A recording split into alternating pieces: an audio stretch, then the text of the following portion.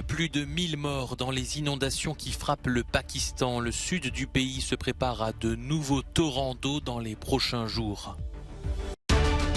Dans le nord de la Serbie, des milliers de migrants tentent de passer en Hongrie pour rejoindre l'Union européenne. Leurs camps deviennent une nouvelle jungle, comme à Calais. Plus de 30 morts à Tripoli après 2 jours d'affrontements entre les 2 gouvernements rivaux de la Libye. Le pape François rend hommage à la résilience et à la dignité de la population de l'Aquila. Le 6 avril 2009, un séisme y avait fait 300 morts et d'importants dégâts. C'est un torrent puissant, quasiment ininterrompu, qui fait de nombreuses victimes. Au moins 1000 personnes ont perdu la vie dans les inondations monstres qui frappent le Pakistan, selon un bilan provisoire établi ce dimanche. Dans le sud du pays, particulièrement touché, les autorités ont averti que des torrents d'eau devraient s'abattre à nouveau dans les prochains jours. Un Pakistanais sur 7 serait touché par ces inondations, soit plus de 30 millions de personnes. Le gouvernement estime qu'1 million de maisons ont été détruites. L'eau est arrivée. Je suis venu ici pour me sauver et sauver mon bétail. Certains de mes enfants sont à la maison. Ils sont sur un toit. Donc je vais les évacuer après avoir réparé ces tentes.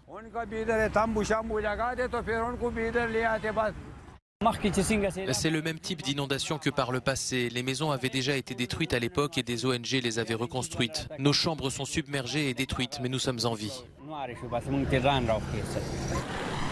Face au débit de plus de 600 000 m3 par seconde dans le fleuve Indus, les vannes d'un barrage ont été ouvertes près de la ville de Soukour dans la province du Sindh. L'Indus, alimenté par des dizaines de rivières et de ruisseaux sortis de leur lit, ne cesse de grossir. Le Pakistan est le 8e pays le plus menacé par les phénomènes météorologiques extrêmes, selon une étude de l'ONG Germanwatch.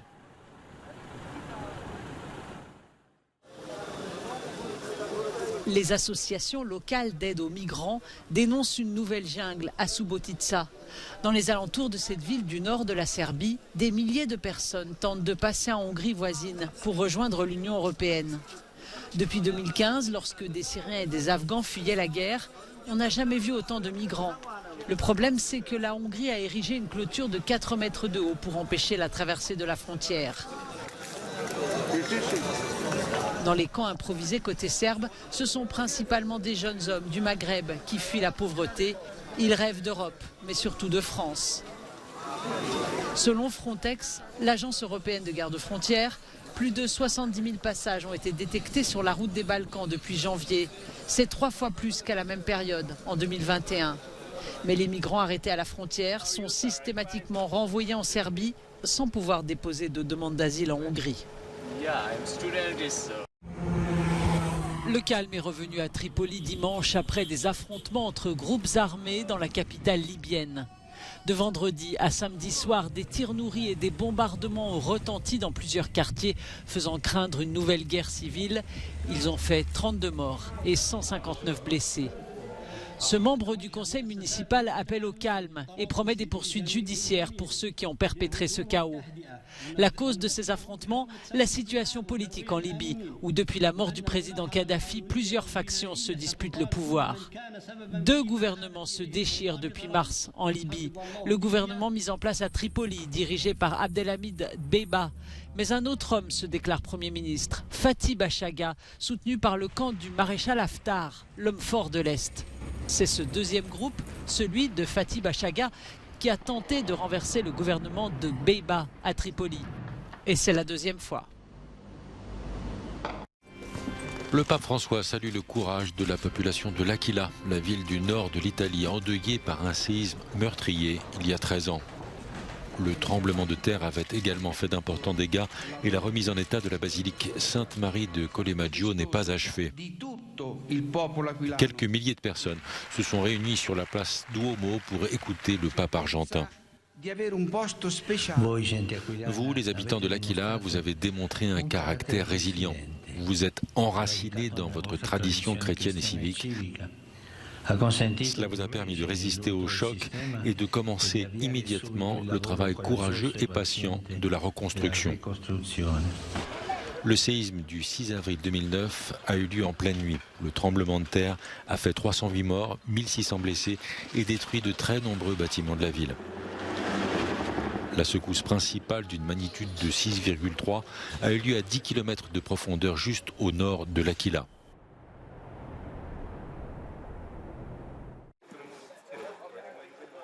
Au Royaume-Uni, ces membres de la marine britannique forment des soldats ukrainiens au maniement d'équipements dernier cri. L'armée américaine participe aussi à cette opération. Il s'agit d'un drone sous-marin, nous explique ce membre de la marine ukrainienne. Il sera très utile pour nettoyer la zone maritime, en particulier celle qui est au large d'Odessa, qui est infestée de mines marines. À l'issue de ces 3 semaines de formation, l'Ukraine recevra 6 de ces drones fournis par Londres et Washington.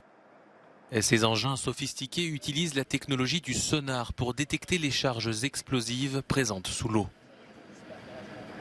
Il faut dégager très rapidement une route maritime principale à partir des ports ukrainiens, explique Alan West, amiral britannique à la retraite. C'est très important car il y a une pression mondiale pour exporter une montagne de céréales qui s'accumule en Ukraine. Il ne s'agit pas seulement de céréales, mais aussi d'huile végétale et de maïs. Il faut que cela s'accélère. Les mines terrestres sont également un fléau. Des milliers sont disséminées sur le territoire ukrainien. Elles sont parfois retrouvées par les civils eux-mêmes. Les équipes de déminage reçoivent certains jours des dizaines d'appels pour se débarrasser de ces charges explosives quasiment invisibles. Après des semaines de tension, la Serbie et le Kosovo ont conclu un accord samedi sur la liberté de circulation entre les deux pays. Le Kosovo souhaitait imposer un titre de séjour aux Serbes entrant sur son territoire. En vertu de l'accord, leurs cartes d'identité suffiront pour se déplacer. Mais la question des plaques d'immatriculation n'est toutefois pas résolue. La Serbie a accepté de supprimer le document d'entrée et de sortie pour les titulaires d'une carte d'identité du Kosovo. Et le Kosovo a accepté de ne pas les introduire pour les détenteurs de cartes d'identité serbes. Les Serbes du Kosovo, ainsi que tous les autres citoyens, pourront voyager librement entre le Kosovo et la Serbie en utilisant leur carte d'identité. L'Union européenne a reçu des garanties du Premier ministre kosovar, Kurti, à cet effet.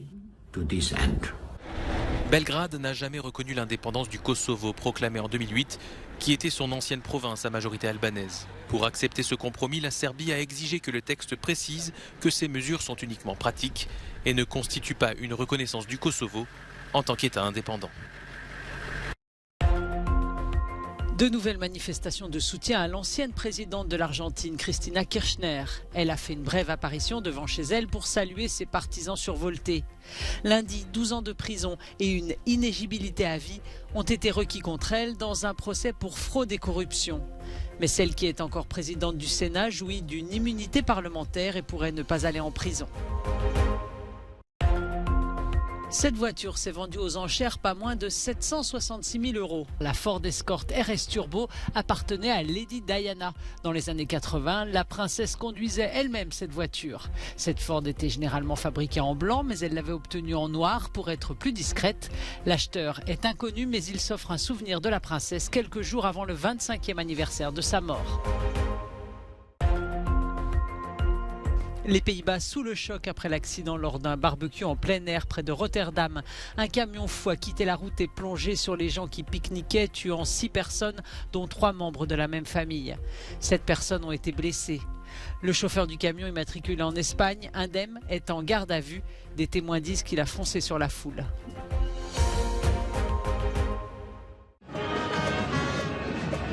Le célèbre carnaval de Notting Hill est de retour après 2 ans d'absence forcée en raison de la pandémie de Covid. Le carnaval a lieu en principe chaque année à la fin du mois d'août et célèbre la culture des Caraïbes dans ce quartier chic et branché de la capitale britannique.